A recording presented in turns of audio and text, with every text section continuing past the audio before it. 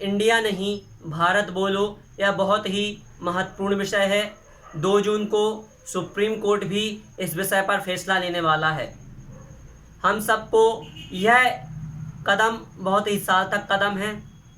यदि भारत नाम ही हमारे संविधान में केवल भारत नाम ही वर्णित हो जाएगा, केवल आधिकारिक कार्यों में ही नहीं बल्कि प्रचलन में भी यदि केवल भारत नाम ही रहेगा तो बहुत ही अच्छा होगा, क्योंकि विश्व भर में जितने भी देश हैं उन देशों के नाम एक हैं, उनके आधिकारिक कार्यों में भी उसी नाम का प्रयोग किया जाता है।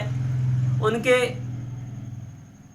जो भी अन्य कार्य होते हैं अथवा जो संविधान में नाम है वह भी वही नाम होता है, परंतु पूरे विश्व में एकमात्र ऐसा देश भारत है जिसके 2 नाम हैं, इंडिया और भारत। यहाँ के लोग इंडिया को प्राथमिकता देते हैं, जो कि गुलामी के कारण हमें प्राप्त हुआ था, जो गुलामी का प्रतीक है उस शब्द को प्राथमिकता देते हैं। आज हम यदि इंग्लिश का पेपर देने जाते हैं तो उसमें हमें भारत नहीं इंडिया लिखना होता है। यदि हम भारत लिख देंगे तो हमारे नंबर कट जाएंगे।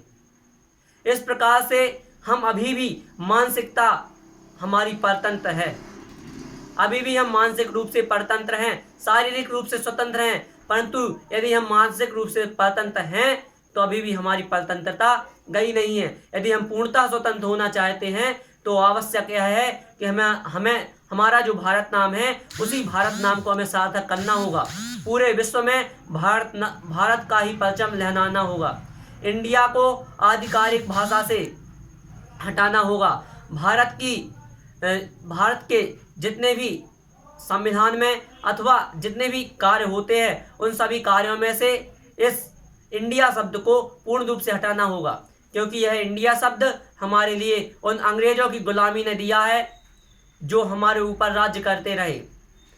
यदि इंडिया शब्द का अर्थ हम जानेंगे तो हम अपने अंदर से बहुत ही लज्जित होंगे। सच्चा भारतवासी जो होगा वह अंदर से बहुत ही लज्जित होगा, उसे घृणा होगी कि हम किस प्रकार से इंडिया शब्द अभी तक उपयोग करते आए हैं। हमें स्वतंत्रता प्राप्त 1947 में हो गई थी, परंतु आज 2020 तक भी हम इंडिया शब्द, यह गुलामी वाचक शब्द उपयोग कर रहे हैं।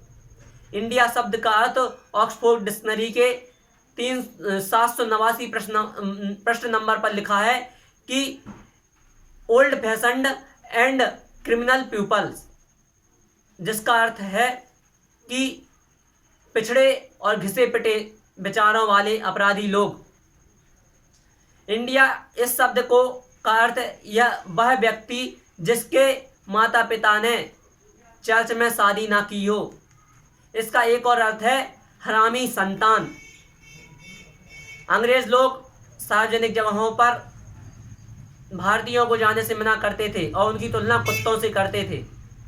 उसमें वहाँ पर वह एक बोर्ड लगा दिया जाता था, dogs and Indians are not allowed, अर्थात कुत्ते और भारतीय यहाँ अलाउड नहीं है। इंडियन शब्द वह भारतीयों के लिए उपयोग करते थे। ब्रिटेन में अब भी यदि कोई इंडियन शब्द का प्रयोग करता है तो उसे अपराधी माना जाता है।